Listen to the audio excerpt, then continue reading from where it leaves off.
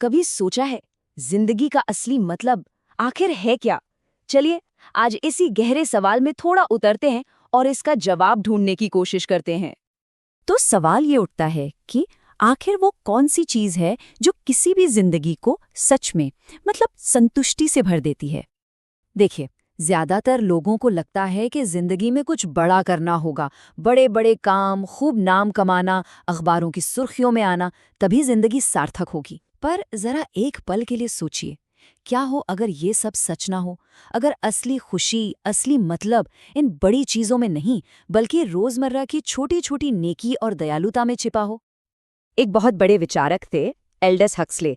जब वो अपनी जिंदगी के बिल्कुल आखिरी पड़ाव पर थे तो उन्होंने अपनी पूरी जिंदगी की सीख को सिर्फ 7 शब्दों में बयां कर दिया। सोच सकते हैं वो क्या होंगे? उनके शब्द थे, आइए हम एक दूसरे के प्रति और दयालु बने। बस इतना ही, कोई लंबी चौड़ी फिलॉसफी नहीं, यही उनके पूरे जीवन का सार था। तो हक्सले का मतलब ये था कि एक सार्थक जिंदगी जो होती है ना, वो किसी एक बड़े काम से नहीं बनती। नहीं, बल्कि ये तो रोजाना किए गए छोटे छोटे अच्छे कामों की एक पूरी सीरीज है। जब ये सब जुड़ते हैं तो कुछ सच में महान बनता है।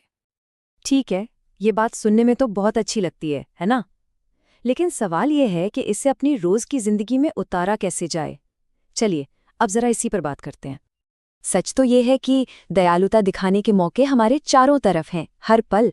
हर इंसान जिससे हम मिलते हैं वो असल में एक मौका है थोड़ी सी करुणा और अच्छा व्यवहार दिखाने का। और इसके लिए कुछ बहुत बड़ा करने की जरूरत नहीं है। ये बहुत छोटी छोटी चीजें हो सकती हैं। जैसे मान लीजिए आप टोल पर हैं, अपने पीछे वाली कार का टोल चुका दिया, या बस में किसी जरूरतमंद को अपनी सीट दे दी, या कुछ नहीं तो बस किसी से पहले नमस्ते कह दिया। ये सुनने में बहुत मामूली लगते हैं, पर यकीन मानिए इनका असर बहुत गहरा होता है। अच्छा, दयालुता की बात तो हो गई, पर सिंसियरिटी के साथ मतलब सच्चे मन से देने की जो कला है, उसका असली मतलब क्या है? इसको समझने के लिए एक बहुत ही दिलचस्प किस्सा है। तो हुआ यूं कि एक लेखक को वॉशिंगटन में रहने वाले एक पाठक का खत मिला, और उस एक खत में ना दिल से देने की एक बहुत ही पावरफुल सीख छिपी हुई थी। उस खत के अंदर $100 का एक चेक था। अब ये कोई चैरिटी या दान नहीं था, बल्कि ये तो एक तरह का कृतज्ञता का दशांश था। मतलब वो पाठक अपनी कमाई का एक हिस्सा उन लोगों को देते थे जिनकी वजह से उनकी जिंदगी में कुछ अच्छा हुआ था, कुछ बेहतर हुआ था।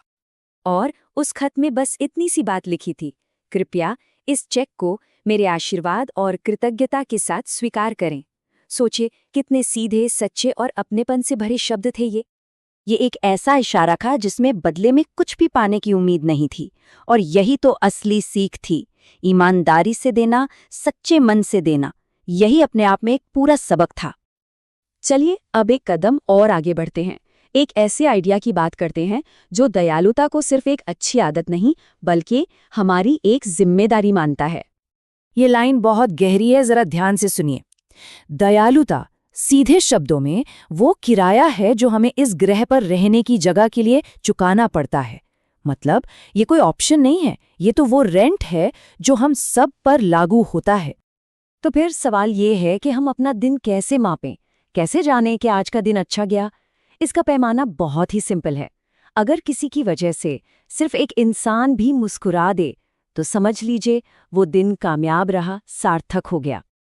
तो अब इन सब बातों के बाद सोचने वाली बात यह है कि आज वो कौन सा एक अच्छा काम होगा, वो कौन सी एक दयालुता होगी जो आज के दिन को सार्थक बना